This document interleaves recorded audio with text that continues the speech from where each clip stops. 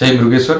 આજે ward number 5ની લોક અદાલતનું આયોજન કરવામાં આવ્યું મેયર તમારા દ્વારા। એમાં મારા પ્રશ્નને જરા પણ વાચા આપવામાં નથી આવી। મારો પ્રશ્ન રજૂ કરતાની સાથે જ મને બેસાડી દેવામાં આવ્યો।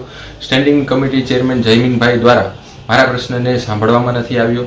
મેં ગઈકાલે વોર્ડ નંબર 4માં જે સ્વચ્છતાને લઈને પ્રશ્નની રજૂઆત કરી હતી, પરંતુ આજે જ્યારે વોર્ડ નંબર 5નો જે આ પ્રશ્ન છે તો એ પ્રશ્નને લઈને મારે જે રજૂઆત કરવાની હતી એ રજૂઆત કરવા ઊભો થયો, તરત જ સ્ટેન્ડિંગ ચેરમેન જયમીનભાઈ મને બેસાડી દીધો અને મને એવું કહ્યું કે જો તમે વોર્ડ નંબર 4માં રજૂઆત કરી છે તો તમે વોર્ડ નંબર 5માં રજૂઆત ન કરી શકો। આ કેવો ન્યાય છે?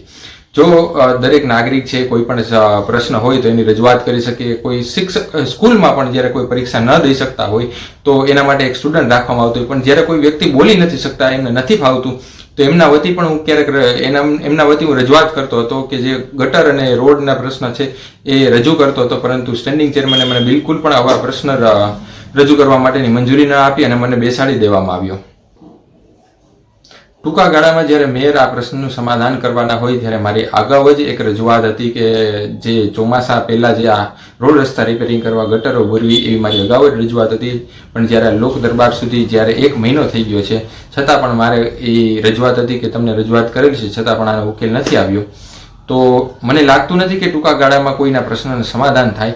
આથી મારે ફરીથી એક વખત મેયરની યાદી આપવા માટેની મારી આ રજૂઆત હતી કે મારે 1 મહિનો થઈ ગયો છે, આ સમસ્યા તમને અને કમિશનર શ્રી ડીપી દેસાઈ સાહેબને લેખિતમાં આપેલી છે, છતાં પણ આ પ્રશ્નનો કેમ ઉકેલ નથી આવતો?